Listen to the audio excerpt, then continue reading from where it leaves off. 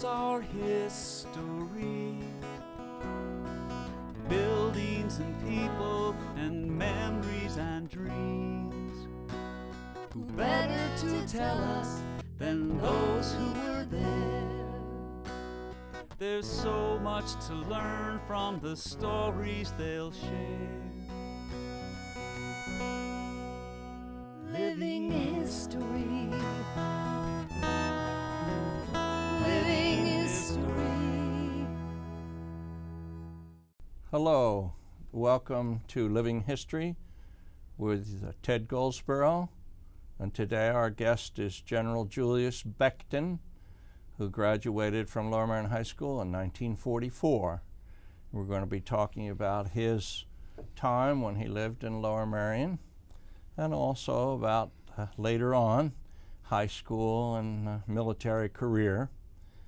We're recording this on September the 11th, 9/11 in 2013, and General Becton and I thought that it would be appropriate for us to acknowledge that this is 9/11.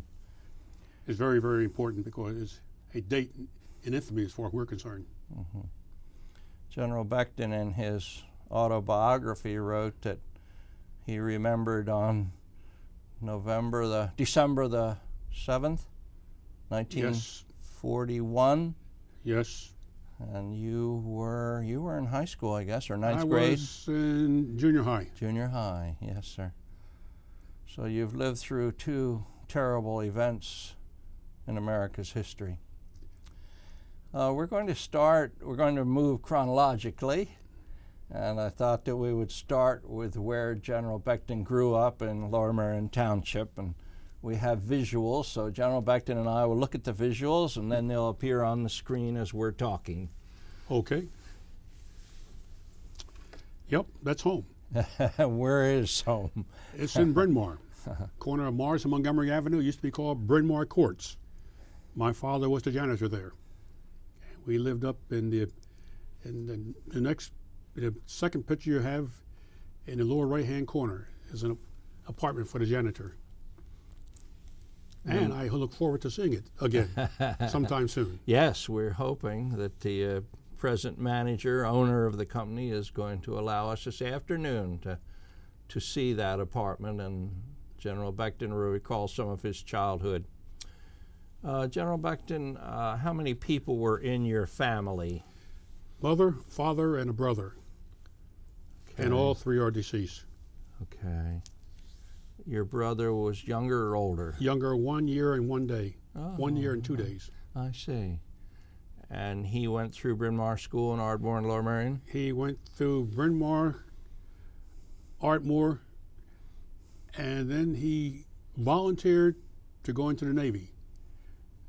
And over the strenuous objection of a lot of people, but he managed to make it happen. When he came back, he went to Radnor, where they had a GED program. Oh. And he got his diploma there. Okay. Matter of fact, he got his college degree before I got mine. Oh. In your autobiography, you mentioned that he wanted to go into the service, and yes, he did. That your mother signed, even though he wasn't of age. Well, he ran away from home, I think a total of 3 times. And it was clear that he was going to keep doing that until something else happened. And so Mom said, okay, that's it. She signed on a dotted line, and he went into the Navy and got a rude awakening. He found out that things were not like he may have thought they would be. I put in a picture of the driveway to Baldwin School, thinking that as a kid you were right next door, and yep. I suppose you looked down there. Did you sometimes go on their grounds? We went over there, and between the building and the fence and across Morris Avenue, where we lived, there's a slope there. So we used to go sledding. Oh.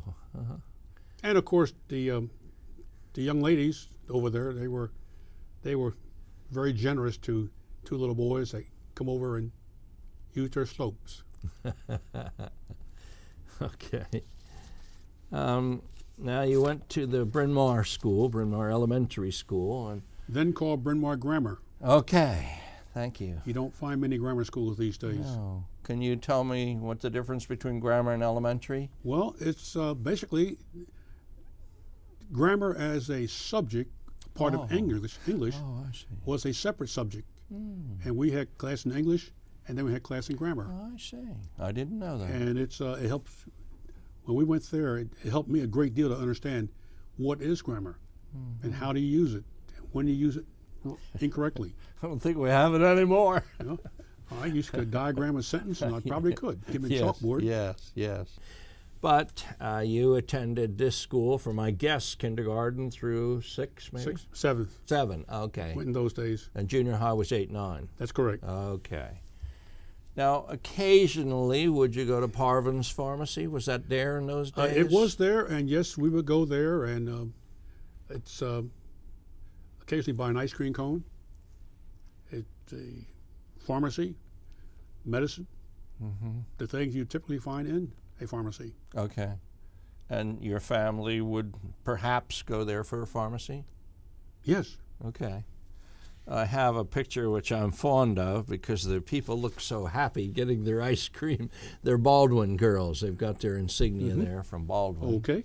But of course, I don't see any African Americans, but Well, I suppose at Baldwin. I don't think you would find at that time any African Americans attending Baldwin. I don't think so. You know, there were some other schools there too. Shipley and Harcum Junior College and Bryn Mawr. Right, yes. Now, after Bryn Mawr Grammar School, you went to Ardmore Junior High School. It started when I first got there. It was Lower Merion Junior High, and my second year, it changed to Ardmore. Thanks for correcting that. That's correct, you know. And it was confusing to some people because it was Lower Merion Senior High and Lower Merion Junior High. But we only had one junior high school my first year there. That's right. And then 39. Bala Kenwood. That's right. Now, your principal was a pretty famous Maine man. Ed Snow. He had a whistle. And he would walk the halls, he'd blow the whistle. You must freeze. Don't move until he separate out who is trying to get a hold of him. Right. Interesting person. But the saying on the building is applied to you and me. Yep. Enter to learn and go forth to serve. Yeah. And I've used that so many times. When you look at it, what better way do you want to go to a school? You're not going to go to play. You're going to go to hopefully learn something. And so when you leave there with what you learned, you should be better prepared to go forth and serve. Right. And it's not only serve in the military, but serve as a teacher, serve as a scoutmaster, serve as a soccer coach. Yeah. I thought you'd be interested in seeing the faculty that was there, the first faculty in 3940. So I presume you're talking about Ardmore now. Ardmore, thank you. Because there's Ed Snow right in the middle. Yeah, and so these would have been your teachers, I presume. I recognize several. Dick Mattis.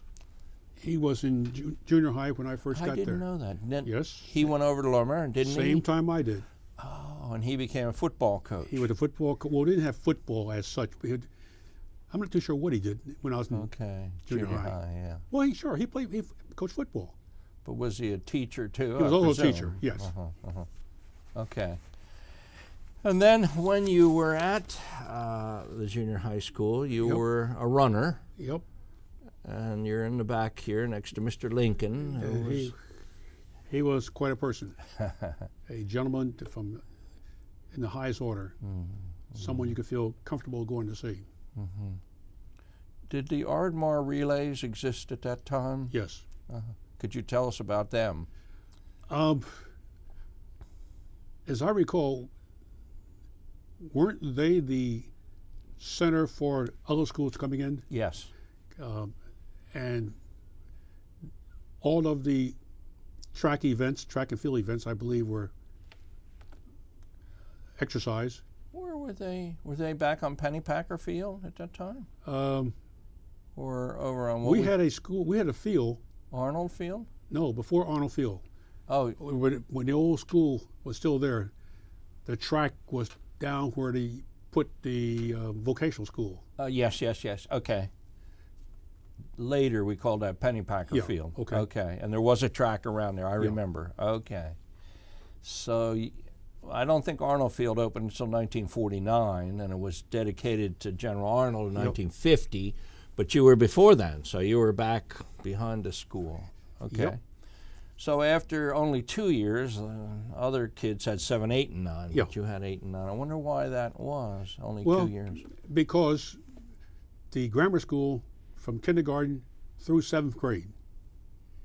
And so you're running out of time. You got 8th and 9th, the junior high, and then 3 years 9th, at 10th, the and high 11th. school. Yeah. Okay. This is the Lower Merion High School that you and I went to. Yep. It was demolished in 1965, and behind that was the administration building, which Yep. is still there. All right, and then there's another picture, a picture in the snow of Lower Merion High School. And it was to me, it was a Very handsome picturesque. building. Actually, it is. Yeah. Was. And they had, I guess, subject titles here. I don't know, history, math, whatever. But one problem was, and I see that we have to take a break now, General Becton, but we'll be back in a minute or two. Good.